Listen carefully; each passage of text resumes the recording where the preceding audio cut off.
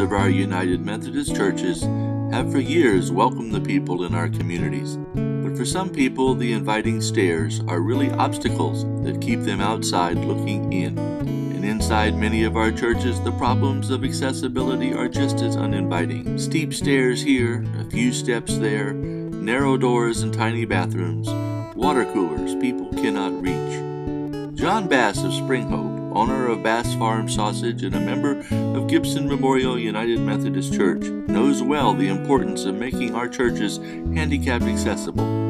Injured in his youth, John has been a quadriplegic and wheelchair-bound for 35 years. What he has to say, we need to hear. All it takes to make a church or fellowship hall or any facility inaccessible is one step.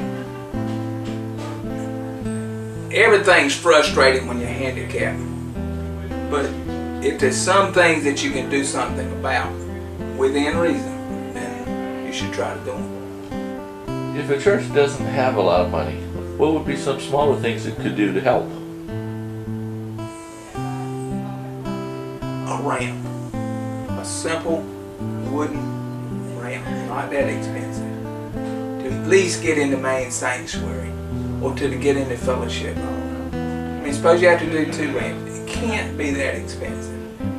Ramps, allowing people with mobility problems to go in and out of their church, are the single most important improvement a church can make. They can be simple, they can be elaborate, they can be made out of wood, concrete, or brick. They can even be built indoors as well as outdoors, allowing access to different parts of the building. But churches are also doing more for the physically handicapped. They are replacing doorknobs with levers that are easier to open. They are putting in the high-low water coolers to accommodate people at different heights. They are installing handicapped restrooms with appropriate handicap fixtures and rails. There are many other kinds of disabilities, however, that require other strategies. Blindness, deafness, developmental disabilities, mental retardation, and mental illness.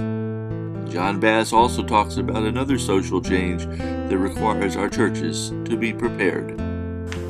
No, that word handicap, you can paint it with a broad brush. I mean, with disability, it doesn't necessarily mean wheelchair. It could be a person with a mental handicap or just an older person that needs more room to get around in the bathroom. As I said, we're an aging society.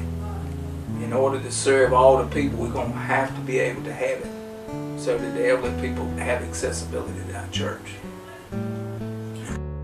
Some churches have programs for the developmentally disabled, including adapted playgrounds for the children. But many churches can also help by installing individual sound systems for the hearing impaired and large print hymnals and Bibles for those with poor eyesight. Some of the changes we need to make can be simple, like offering big print hymnals. Some projects and programs are more elaborate, more expensive, and more time-consuming. But we need to do what we can. And John Bass says why. If you've got a church that's not accessible, it certainly gives somebody an opportunity to either go to another church or not to go to church at all. Why aren't you going to church? Well, I can't get in. Well, you know, I'm sure there's a passage in the Bible somewhere. Let's make everything where you can at least get in and worship the Lord. It makes you feel more a part of the church. I'm a big advocate of accessibility, but I'm also a person that has rationality about there's some places in the world that I won't be able to ever get. But with a lift or an elevator, if you can make a church accessible or a small ramp, you should do it for all people, because we're an aging society. There's a heck of a lot more older people than there is younger people, and that geriatrics is going to demand that we have more accessibility. All persons have sacred worth in God's eyes, including persons with disabilities. Let's not leave anyone behind as we make disciples for Jesus Christ.